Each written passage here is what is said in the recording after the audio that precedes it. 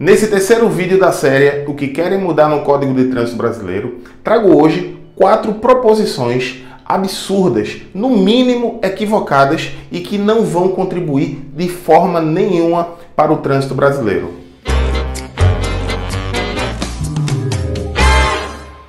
Olá, eu sou o professor Carlão, muito bem-vindo ao Manual do Trânsito. Como eu disse na abertura, nós estamos fazendo uma série apontando as proposições contidas no projeto de lei que foi apresentado à Câmara para alteração no Código de Trânsito Brasileiro.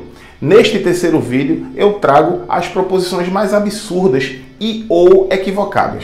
A primeira proposição que eu trago para vocês é em relação ao uso do farol do veículo nas rodovias. Você sabe bem que há 2 anos foi instituída uma lei em que o uso do farol é obrigatório nas rodovias.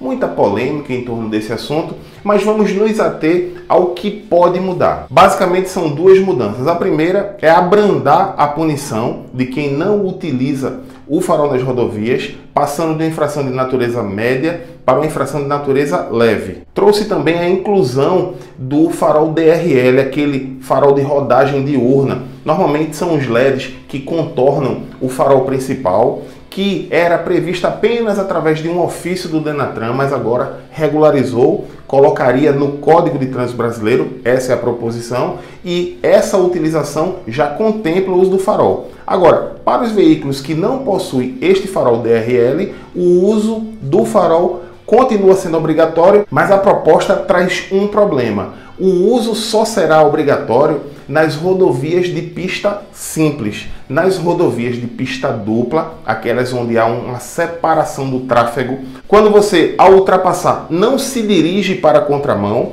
você só se dirige para a contramão quando for uma rodovia de pista simples. Mas trouxe um problema, porque já existem pessoas que não lembram de ligar ao chegarem na rodovia. Agora elas vão ter que se atentar se trata-se de uma rodovia de pista simples ou uma rodovia de pista dupla. Algo totalmente desnecessário.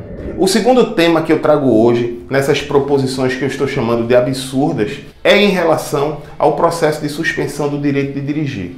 O processo de suspensão do direito de dirigir hoje fica a cargo dos Detrans, que é, por delegação do Denatran, o órgão responsável pelo processo de formação e emissão das carteiras de habilitação. Então, nada mais coerente do que quem faça o processo de formação, que supervisiona, que emitam as CNHs, seja o responsável pela suspensão. Mas essa proposição agora traz o seguinte: se uma determinada infração que tenha como previsão tanto a multa quanto a suspensão do direito de dirigir for aplicada por um órgão municipal, por exemplo, responsável pela penalidade de multa, este órgão também será responsável pela aplicação da suspensão do direito de dirigir. Vamos para um exemplo prático. Hoje, se o indivíduo conduz uma motocicleta sem capacete, é autuado por um órgão municipal, essa penalidade de multa é aplicada pelo órgão municipal.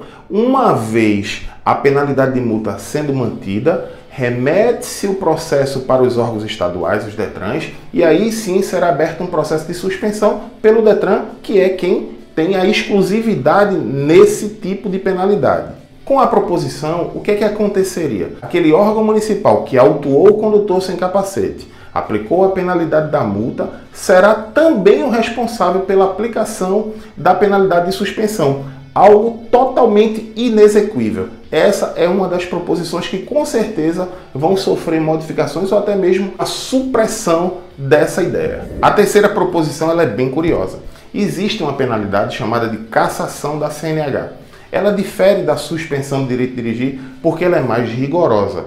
Isso porque o período em que o indivíduo não vai poder dirigir são de 2 anos. Atualmente, essa cassação ela se dá por 3 motivos. O primeiro é se o indivíduo estiver com o direito de dirigir suspenso e for flagrado conduzindo o veículo automotor, necessariamente será aberto um processo de cassação da CNH, que é mais rigoroso. A segunda situação é em relação à reincidência em algumas infrações. No caso de alcoolemia, por exemplo, na primeira autuação o indivíduo é suspenso, mas se ele for flagrado uma segunda vez em menos de 12 meses, sob influência de álcool, dessa vez ele será cassado. E a terceira situação é quando o indivíduo é condenado judicialmente por delito de trânsito.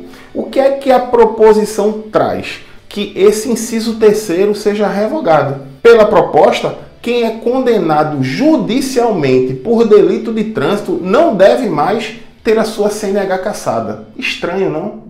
E por último, a quarta proposição que eu separei e que eu chamo de absurda, ela está sendo debatida esses dias, muitas manifestações contrárias em relação do transporte de crianças em cadeirinhas. O que foi que houve de fato? Vi que está sendo divulgado em alguns meios de comunicação que deixa de ser infração de trânsito não transportar criança em cadeirinha, mas isso não é verdade. A infração permanece.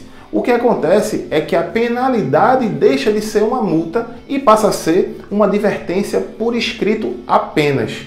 Na prática, o que é que acontece? O indivíduo ele vai, ao cometer a infração, ser advertido por escrito, mas não vai ter valor nenhum a ser pago. Isso vai trazer naturalmente um relaxamento. E se aquele pai que não tem essa noção de segurança, que usa a cadeirinha eminentemente porque não quer ser multado, com certeza não vai usar. A ideia da proposição é que, deixando a penalidade apenas a advertência por escrito, ele não vai ter que pagar a multa, mas receberá os pontos no seu prontuário, podendo, na soma dos pontos, ter a suspensão do direito de dirigir, que por sinal, pela proposição, será de no mínimo 40 pontos. Esse foi mais um vídeo do Manual do Trânsito. Quero que você deixe nos comentários o que é que você achou dessas proposições, se você concorda que realmente algumas são até inexequíveis, e também se tiver alguma dúvida, deixe nos comentários, faço sempre o possível para responder a todo mundo. Como prometido, estou fazendo durante esta semana, todos os dias, vídeos sobre essas possíveis mudanças no Código de Trânsito Brasileiro. Amanhã, por exemplo, vou falar, entre outros assuntos, sobre a proposição de se alterar as infrações do uso de viseira, tanto do passageiro quanto do condutor, do piloto da motocicleta. Então, antes de sair, não esqueça de deixar o like, compartilhar. Se não for inscrito, se inscreva, porque se você gosta de trânsito, certamente vai aprovar nosso conteúdo. Um grande abraço a todos!